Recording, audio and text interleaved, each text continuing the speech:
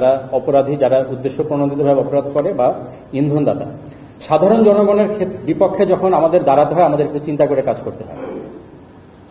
বিশেষ করে আপনারা যদি ছাত্রদের কথা বলেন, এই ছাত্ররাই আন্দোলন করে দেশের এখন একটা আমাদের যে বর্তমান পরিস্থিতি এনেছে এবং আমরা সবাই আশা করছি যে দেশটা একটা ভালোর দিকে যাবে। সেই ছাত্ররাই যখন কারো ইন্ধনে একটু সাময়িকভাবে ডিরেইল হয়ে যাচ্ছে পরিস্থিতি না বুঝে, তখন তাদের এগেনস্টে আমরা যদি শক্তি প্রয়োগের কথা চিন্তা করি, আমাদেরকে একটু চিন্তা করে কাজটা করতে হয়। ঠিক আছে, আমরা আশা করি ছাত্ররা, শ্রমজীবী, কর্মজীবী, সাধারণ মানুষ যারা আছেন প্রত্যেকেই তার নিজ নিজ জায়গায় থেকে আমরা দেশটাকে কোথায় দেখতে চাই এবং সেখানে আমার নিজের কি দায়িত্ব সেটা বুঝবেন।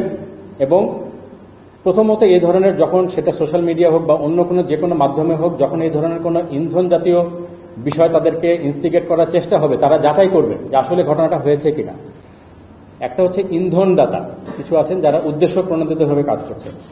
আর একটা বড় গ্রুপ আছে যারা দেশের সাধারণ জনগণ, যেমন এই যে ছাত্রদের যেটা বললেন, এর আগে আমরা বিভিন্ন সময় দেখছি যে গার্মেন্টস সেক্টরের আনরেস্ট হচ্ছে, শ্রমিকরা করছে, এরা কিন্তু সাধারণ জনগণ, ট্রাফিক আইন ভঙ্গ করছে, এখানে কিন্তু আমাদের মতো সাধারণ জনগণ।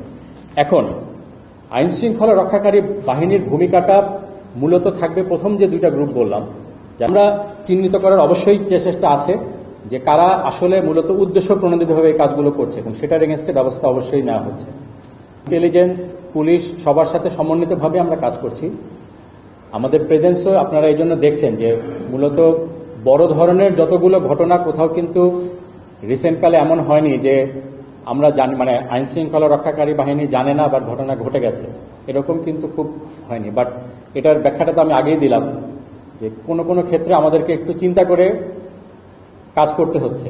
সেক্ষেত্রে হয়তো অনেকের মনে হতে পারে যে আইন শৃঙ্খলা রক্ষাকারী বাহিনী যথাযথ পদক্ষেপ নেয়নি, কিন্তু আমরা তো শুধু সামনেরটা দেখি।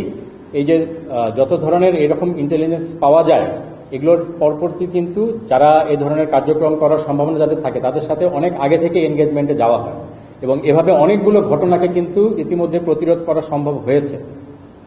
এর আগের প্রেস ব্রিফিং আমি বলেছিলাম, যেটা হয়তো যেহেতু ঘটনাটা হয়নি এই জন্য কেউ জানে না, বাট এই ধরনের অনেক ঘটনা প্রতিরোধ করা হয়েছে। তারপরেও যেগুলো ঘটছে সেগুলো তো আমরা চেষ্টা করছি এবং আপনারা খেয়াল করবেন, হয়তো আমরা সম্পূর্ণভাবে প্রতিটাকে প্রতিরোধ করতে পারিনি, বাট ঘটনাগুলো যেন একটা সার্টেন লেভেলের উপরে না যায় এবং তাড়াতাড়ি ঘটনাটাকে যে কন্টেইন করা যায় সেই ব্যাপারে কিন্তু যথেষ্ট ব্যবস্থা নেওয়া হয়েছে। পুরো আলাদা করে একটু বিচার করার প্রয়োজন আছে অন্যান্য ঘটনার থেকে।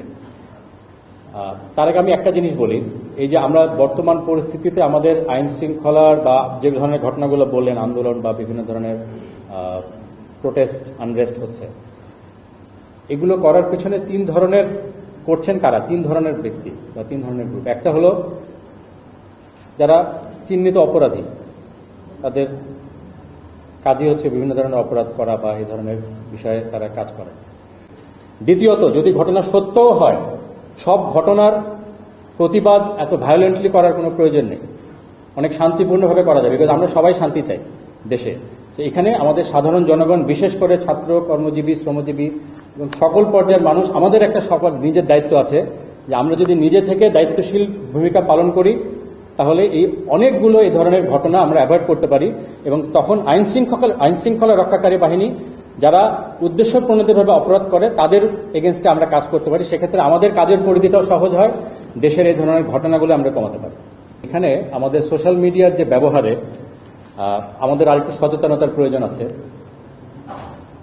এই যে ইন্ধনদাতারা থাকেন কম, বাট সমস্যা যেটা হয়, ইন্ধনদাতারা একটা মেসেজ পোস্ট করার পরে এইটাকে কপি করে অন্যরা যখন পোস্ট করেন, এখানে কিন্তু সবাই ইন্ধনদাতা থাকেন না। এখানে আমাদের মতো অনেকে আছেন যারা না বুঝে এটাকে ছড়িয়ে দেন, ছড়ার ফলে এই ধরনের আনরেস্টগুলো হয়।